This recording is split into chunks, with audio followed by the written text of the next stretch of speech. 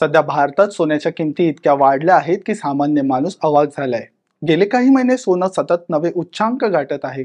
नुकताच 24 crate 10 gram सोन्याचा दर जीएसटी सह 1 लाखांच्या पुढे गेला आणि यामुळे भारतातच नव्हे तर आंतरराष्ट्रीय पातळीवर सुद्धा खळबळ माजली आहे. सोन्याच्या किमतीत आलेली वाढ ही केवळ आर्थिक बाब नाही तर जागतिक राजकीय, आर्थिक आणि सामरिक बदलाचा एक चित्र आहे. डॉलरची कमजोरी, जागतिक संघर्ष, सेंट्रल बँकांची रणनीती आणि लोकांच्या अस्थिरतेमुळे सोन्याचा कल या सगळ्यांनी मिळून सोन्याच्या किमतीत ही ऐतिहासिक वाढ घडवून आणली आहे. आज सोन्याचा भाव 1300 रुपयांनी वाढला असून आजचा भाव हा 1,13,000 रुपये असा आहे. पण हा भाव सातत्याने का वाढत आहे, या मागचे कारण काय, ते आपण आज जाणून घेऊया. कमोडिटी बाजारात नव्हे तर शेअर बाजारातील गुंतवणूकदार देखील सध्या एकाच गोष्टीवर लक्ष ठेवून आहेत. ते म्हणजे सोने प्रतितोळा 1,00,000 रुपयांच्या पातळीवर पोहोचले आहे. आजपर्यंत कधीच अशी अभूतपूर्व तेजी बघायला मिळाली नव्हती. त्यामुळे एक उत्सुकता निर्माण झाली, अनेक प्रश्न पडलेत. सोन्याचे भाव आणखीन वाढणार का? सोन्याचे भाव का वाढतायत? किंवा सोने खरेदी आत्ताच करावी का? नेमकी गुंतवणूक कशात करावी? असे अनेक प्रश्न पडले. सोन्याने सोमवारी नुकताच 1,00,000 रुपये प्रति तोळा असा टप्पा ओलांडलेला आहे. सोनं हे लाख मोलाचं झालंय. कोरोनानंतरच्या 4 वर्षात सोन्याने प्रथम short term, long term, medium term असे सगळे रेकॉर्ड मोडीत काढलेत. आणि उदाहरण द्यायचं झालं तर गेल्या 4 वर्षामध्ये सोन्याचे भाव हे दुप्पट झालेत. संपूर्ण 2022-2023 मध्ये वार्षिक परतावा हा 15% जास्त होता. तो 2024 मध्ये 21% आणि 2025 मध्ये या 4 महिन्यामध्ये म्हणजे जानेवारी ते एप्रिल या फक्त 4 महिन्यामध्ये त्यांनी 25% रिटर्न दिलेत. म्हणजे यावरूनच तुम्ही विचार करू शकतात सोन्याचे भाव का वाढतात. तर अमेरिका आणि चीन मधलं टेरिफ युद्ध हे तुम्हाला सगळ्यांनाच माहिती आहे. 90 दिवसांसाठी अमेरिकेने हे टेरिफ थांबवलंय. मात्र चीनवरती 225% कर हा कायम ठेवलाय. त्यामुळे जगभरात एक अनिश्चितता निर्माण झाली आहे. अमेरिकेचे गुंतवणूकदार सुद्धा सध्या चिंतेत आहे.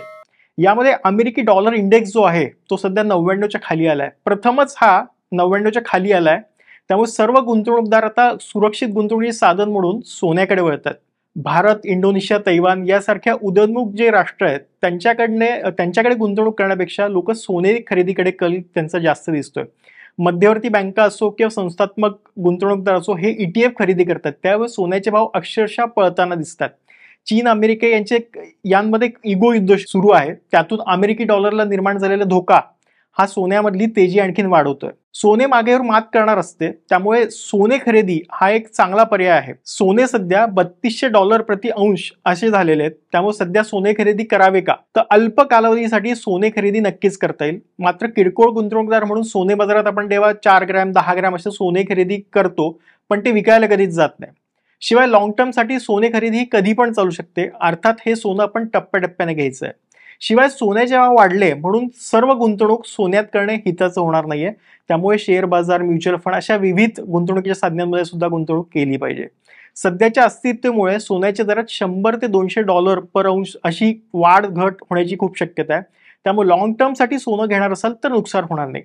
बाजारातील तज्ज्ञांच्या मते 2026 पर्यंत $3700 ते $4000 अंश इथपर्यंत सोनं जाणार आहे. रिझर्व्ह बँकेने सुमारे 600 किलो सोने खरेदी केले मार्च महिन्यामध्ये. त्यामुळे देशाच्या तिजोरीत सध्या 880 टन सोनं जमा झालंय. एकूणच परदेशी गंगाजळीच्या 12% एवढं ह्या सोन्याचा साठा आहे.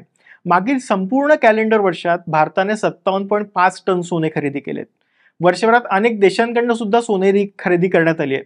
सोने खरेदीला पर्याय काय?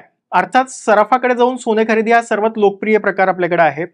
भारतामध्ये सगळेजण तशाच प्रकारे सोने खरेदी करतात. मात्र त्यात वधघट घेतली जाते. दागिने घ्यायचे असतील तर हा पर्याय उत्तम आहे, त्याला दुसरा पर्याय नाही. मात्र गुंतवणूक म्हणून सोने खरेदी करायची असेल तर गोल्ड ETF हा एक उत्तम प्रकार आहे. त्याला पेपर गोल्ड देखील आपण म्हणतो. दुसरा पर्याय म्हणजे कमोडिटी मार्केट. कमोडिटी मार्केटमध्ये सध्या गोल्ड ट्रेडिंग कॉन्ट्रॅक्ट हे विश्वासार्ह साधन आहे. त्यामध्ये काय करता येतं तर MCX या कमोडिटी एक्सचेंजवर 1 ग्रॅम, 8 ग्रॅम, 10 ग्रॅम सोने खरेदी वायदे कॉन्ट्रॅक्ट आपल्याला माहितीच आहे. कमोडिटी बाजारात सोनं खरेदी हा एक पर्याय तुम्हाला माहिती आहे. MCX या कमोडिटी एक्सचेंजवर 1 ग्रॅम, 8 ग्रॅम, 100 ग्रॅम सोने खरेदीचे वायदे कॉन्ट्रॅक्ट आपल्याला करता येतात. परंतु आता गोल्ड 10 हा 10 ग्रॅम कॉन्ट्रॅक्ट उपलब्ध करून देण्यात आला आहे.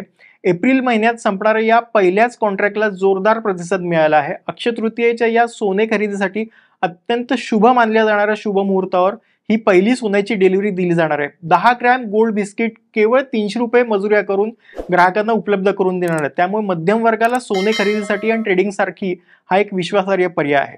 धन्यवाद.